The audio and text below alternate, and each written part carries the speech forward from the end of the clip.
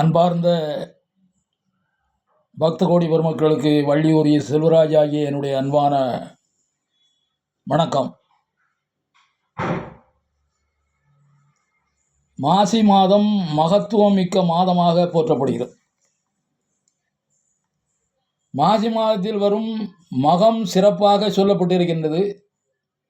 தென்னகத்திலே பிரசித்தி பெற்று விளங்கக்கூடிய முருகப்பெருமானின் அறுபடை வீடுகளில் 2ஆம் படை வீடான திருச்செந்தூரில் மாசி திருவிழா மிக சிறப்பான விழாவாக நடைபெறும். லட்சக்கணக்கான மக்கள் எம்பெருமானை சென்று அங்கே தரிசித்து மகிழ்வார்கள். அதோடு மட்டுமல்ல, இந்த மாசி 20 ஐயா வைகுண்ட சுவாமியினுடைய அவதார தினமாக இந்த மாசி மாதம் விளங்குகின்றது. அந்த மாசியில்தான் ஐயாவுடைய அவதார தினம் வருகிறது. ஐயா தென்திருவிதாங்கூர் சமஸ்தானத்திலே தாழ்த்தப்பட்ட மக்களுக்கு உயர் ஜாதியினரால் ஏற்பட்ட கொடுமைகளை தட்டி கேட்கவும் அவர்கள் உரிமையோடு வாழவும் அந்த நாளிலே முத்துக்குட்டி என்ற பெயரில் அவதரித்தார் இறைமானார். பெற்றோர்கள் சூட்ட கூட அனுமதி மறுக்கப்பட்ட நிலையிலே முடிசூடும் பெருமாளாக பெயர் பெற்று விளங்கக்கூடியவர் முத்துக்குட்டியாக ஆனார். அவர் வளர் பருவத்திலேயே தாழ்த்தப்பட்ட மக்களுக்கு அன்றைய திருவிதாங்கூர் மகாராஜா கொடுத்த எண்ணற்ற இடையூறுகளை தொல்லைகளை எல்லாம் அகற்ற வேண்டி அறவழியில் தர்ம நெறி பிறழாமல் போராட்டங்களை முன்னெடுத்தார். அதன் காரணமாக முத்துக்குட்டி உடல் நலம் குன்றினார்.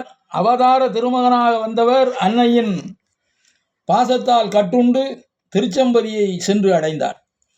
அங்கு அவருடைய நோயை குணமாக்கவும் அவதாரம் நிகழ்த்தவும் ஸ்ரீமந்த நாராயணரும் மகாலட்சுமியும் ஒன்றிணைந்து முத்துக்குட்டியை கடலுக்குள் மூழ்க வைத்து அங்கு விஞ்சைகள் கொடுத்து அவரை ஐயா வைகுண்டராய் வெளிவரச் செய்து அருள் செய்தார்கள்.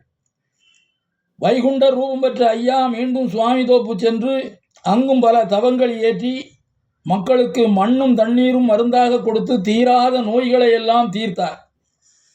அவருடைய மகிமை அகிலமெல்லாம் பரவிடவே திருவாங்கூர் மன்னன் மீண்டும் ஐயாவுக்கு பல்வேறு தொல்லைகளை கொடுத்து நீட்டிறையிலே அடைத்தான். கொடிய விஷத்தை கொடுத்து பின் சித்திரவதை செய்து சிறைக்குள் அடைத்து கொல்லும் கடுவாவை ஏவினான்.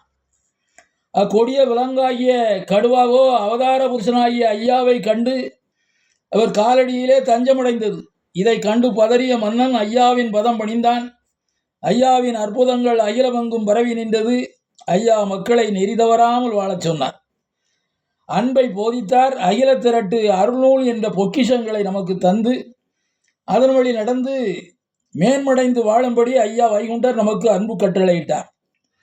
இன்று நாடெங்கிலும் ஐயாவுடைய அருட்பொதியும் திருப்பதியும் நிழல் தாங்கல்களும் கிராமங்கள் தோறும் எழுந்து மக்களுக்கு அருள்வாளிக்கின்றது.